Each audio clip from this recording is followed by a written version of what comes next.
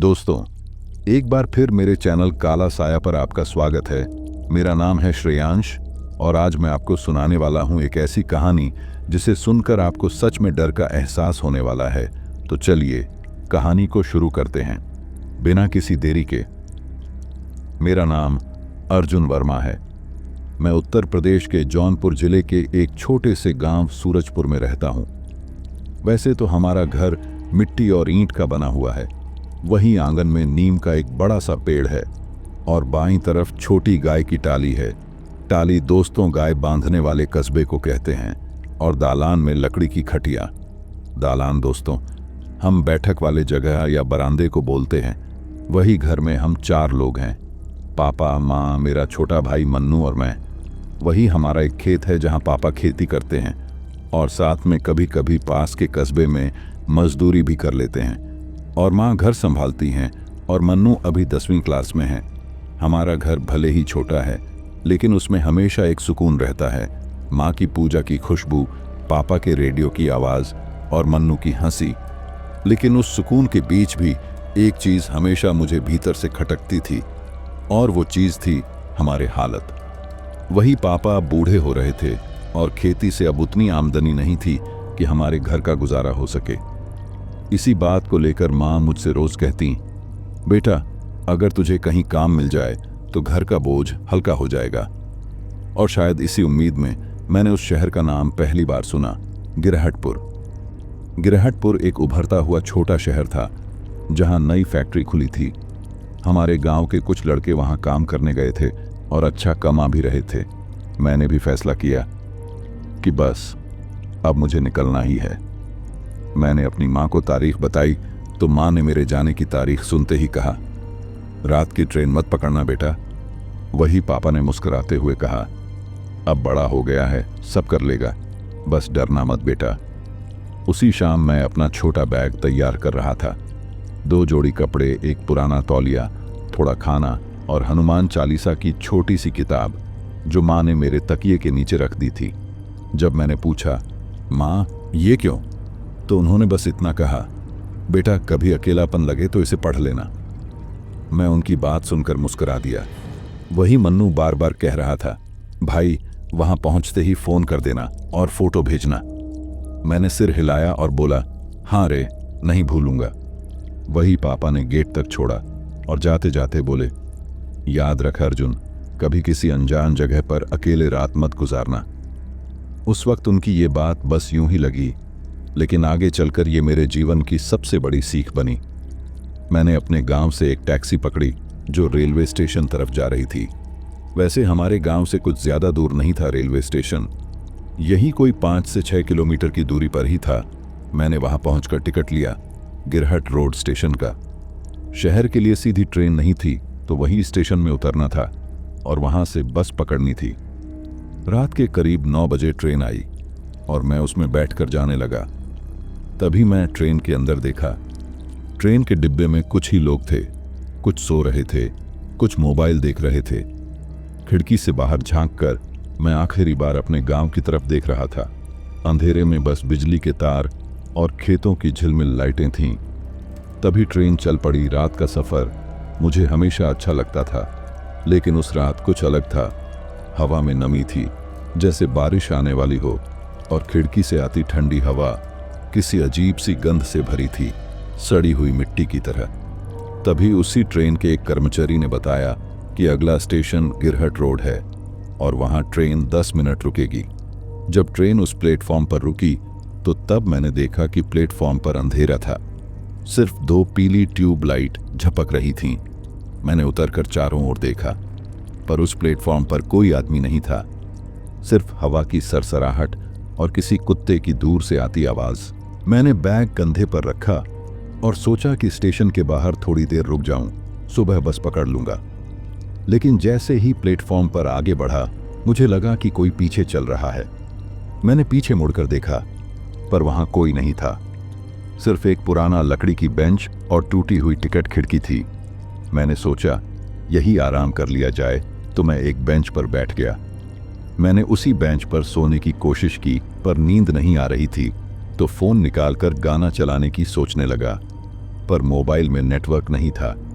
तभी कुछ देर बाद एक आवाज़ आई, जैसे कोई धीरे धीरे सांस ले रहा हो। मैंने चारों तरफ देखा, पर कोई नहीं था। पहले लगा कि शायद मेरा भ्रम है, लेकिन फिर वो आवाज़ तेज होती जा रही थी, किसी के फेफड़े की थकान जैसी भारी सांसें। मैंने आवाज़ लगाई, कौन है? पर कोई जवाब नहीं आया। तब मैंने मोबाइल की टॉर्च ऑन की और चारों ओर रोशनी डाली। तब मैंने जो देखा वो देखकर किसी के भी पसीने छूट जाए। उस सुनसान स्टेशन में दूर एक पुरानी ट्रॉली दिखी और उसके पास कुछ हिल रहा था, लेकिन टॉर्च की रोशनी पड़ते ही वो चीज़ जैसे झटके से रुक गई।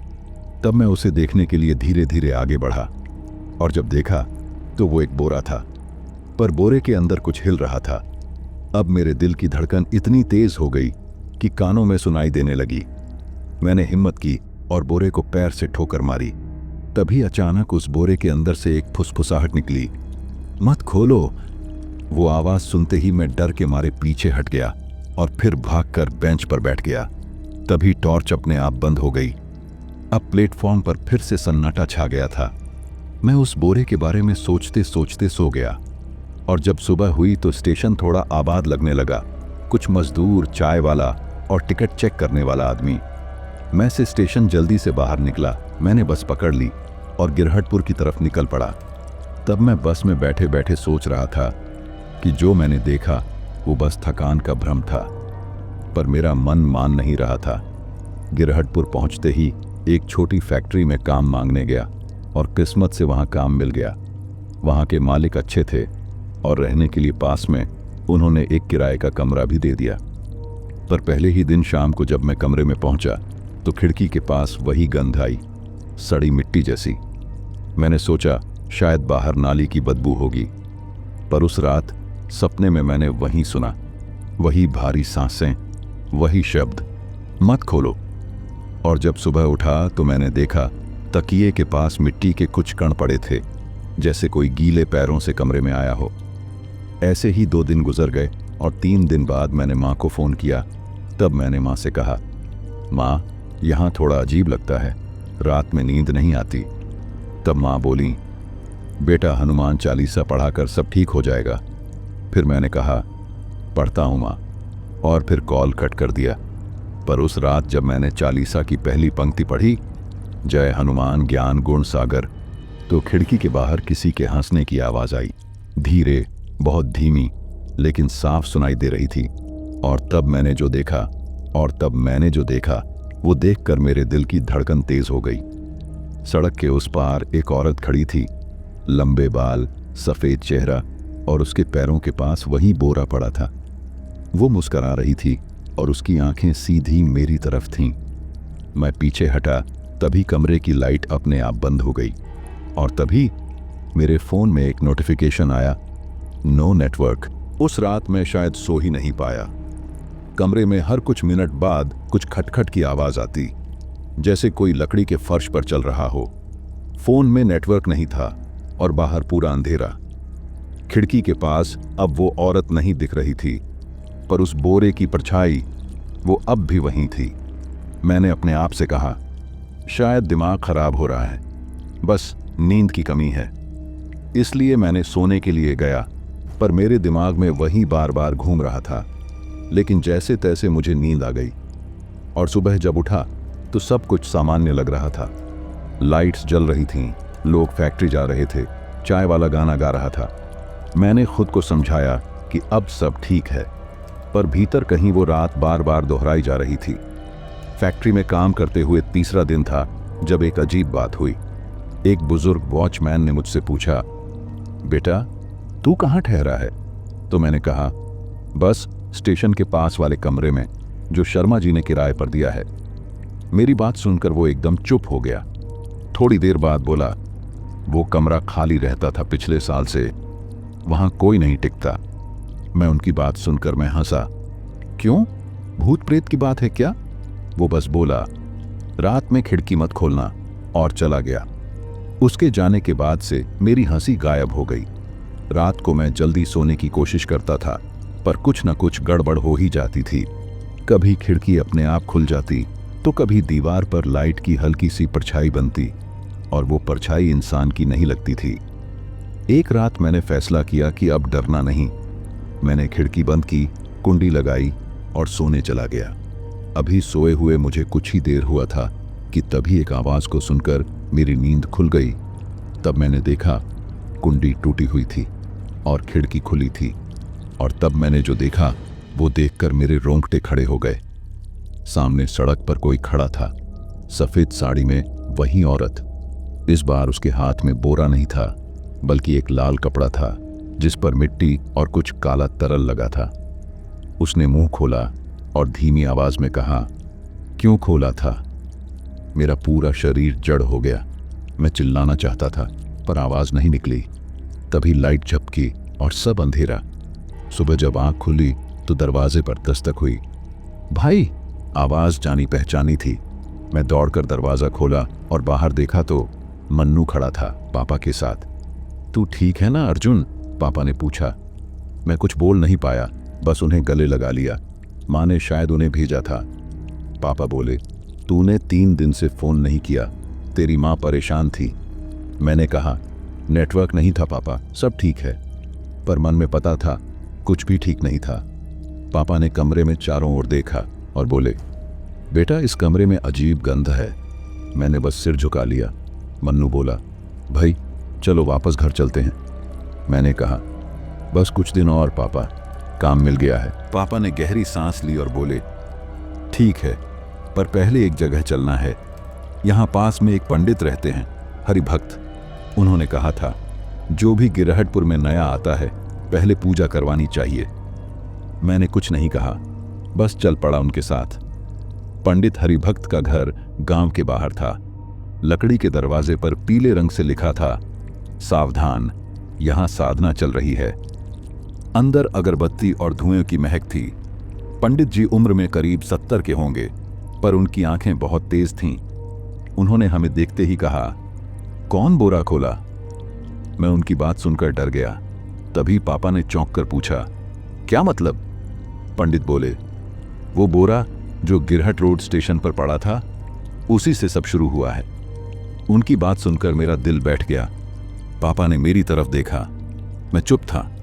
तभी पंडित हरिभक्त ने दीवार से एक पुराना लकड़ी का संदूक निकाला और उसमें से राख से भरी एक मुट्ठी निकाली और बोले, 3 साल पहले इसी स्टेशन के पास एक औरत की लाश बोरे में मिली थी। किसी ने उसे जला दिया था, पर आत्मा अब भी उसी जगह भटकती है। उन्होंने मेरी आंखों में देखा और बोले, और अगर तूने वो बोरा हिलाया है तो वो अब तुझसे जुड़ चुकी है। उनकी इतना कहती है कमरे में सन्नाटा छा गया था। मैंने कांपती आवाज में पूछा, अब क्या होगा? तभी पंडित जी बोले, अब उसे मुक्त करना होगा, वरना वो हर रात तुझे पुकारेगी जब तक तू जवाब न दे दे। मैंने पूछा, कैसे? उन्होंने कहा, पहले उस जगह चल जहां तूने बोरा देखा था, वहीं से मुक्ति शुरू होगी। मैंने पापा की तरफ देखा। उन्होंने धीरे से कहा, चल बेटा, सब ठीक हो जाएगा। पर उनके चेहरे पर डर साफ दिख रहा था। और जैसे ही हम बाहर निकले, आसमान में अचानक बादल गरजे, तेज हवा चली और मेरे फोन में पहली बार सिग्नल आया। स्क्रीन पर लिखा था, 1 न्यू मैसेज। उस मैसेज में लिखा था, मत खोलो। पंडित हरिभक्त ने हमें अगले दिन सूर्योदय से पहले निकलने को कहा था। वो बोले थे, सूरज निकलने से पहले आत्मा का वर्चस्व सबसे कम होता है। हमने उनकी बात मानी और मैं, पापा और मन्नू तीनों सुबह 4 बजे गिरहटपुर से रेलवे स्टेशन की ओर निकल पड़े। रास्ता सुनसान था, बसों की आवाजाही भी बंद थी, तो हमें पैदल ही चलना पड़ा।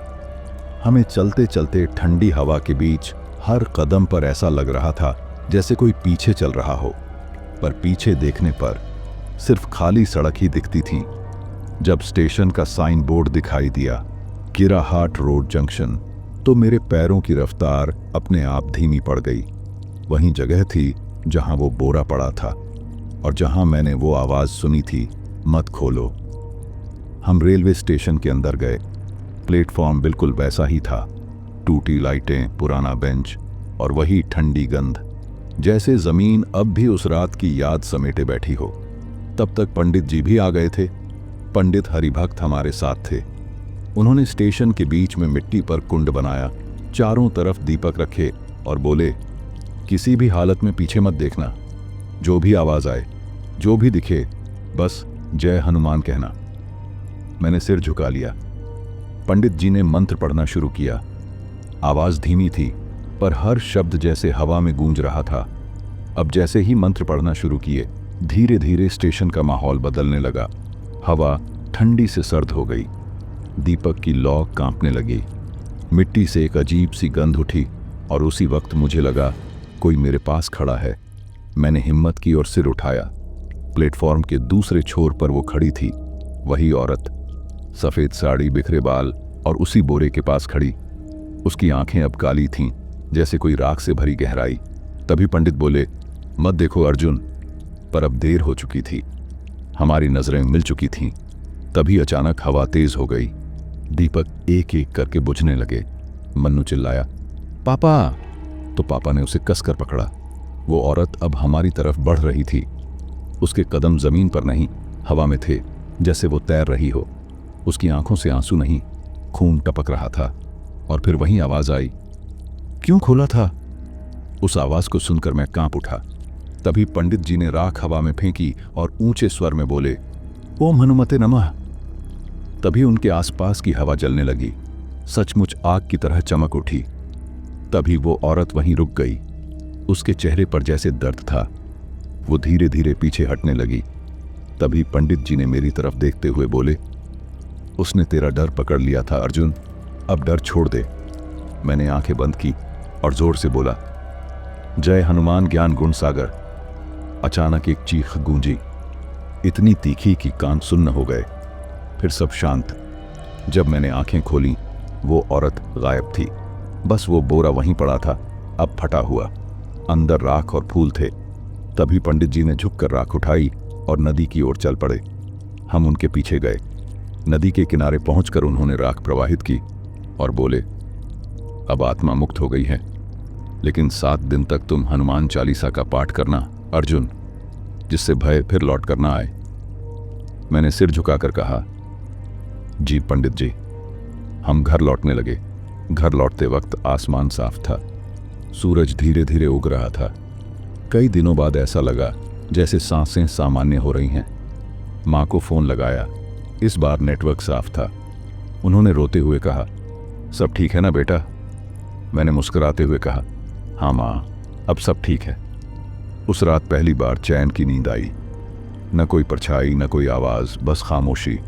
सुबह जब उठा तो दरवाजे के पास वही हनुमान चालीसा रखी थी, माँ की दी हुई, और उसके ऊपर लाल फूल रखा था, ताज़ा भीगा हुआ। मैंने आसमान की तरफ देखा और मन ही मन बोला, शायद अब उसे भी शांति मिल गई। लेकिन गिरहटपुर से लौटते वक्त मुझे लग रहा था जैसे जिंदगी फिर पटरी पर लौट आई है। पंडित हरिभक्त ने जो कहा था, 7 दिन तक हनुमान चालीसा का पाठ करना, मैं उसे मन से निभा रहा था। हर सुबह, हर रात माँ के छोटे मंदिर के सामने बैठकर चालीसा पढ़ता। माँ के चेहरे पर अब फिर वही पुरानी मुस्कान लौट आई थी। पापा भी अब चैन से सोने लगे थे। मन्नू अक्सर हंसते हुए कहता, भाई अब भूत का डर गया ना? मैं हंस देता था, अब तो हनुमान जी के संरक्षण में हूं, कुछ नहीं होगा। लेकिन डर कभी अचानक लौट आता है, बिना दस्तक के। वैसा ही मेरे साथ हुआ उस दिन रविवार था। शाम को मैं आंगन में बैठा मोबाइल चला रहा था। आसमान हल्का नारंगी था, नीम के पत्ते हिल रहे थे। सब कुछ सामान्य लग रहा था। तभी पापा बोले, अर्जुन जरा बाहर से दूध ले आ। मैंने हाँ कहा और गली की तरफ निकल गया। सूरज लगभग डूब चुका था। गली सुनसान थी, बस कहीं कहीं बच्चों की आवाजें आ रही थीं। तभी दूध वाले की दुकान पहुंचते ही अचानक मोबाइल में एक नोटिफिकेशन आया। स्क्रीन पर लिखा था, न्यू मैसेज, मत खोलो। ये देखकर मेरा दिल बहुत जोर जोर से धड़कने लगा। हाथ से मोबाइल लगभग गिर गया।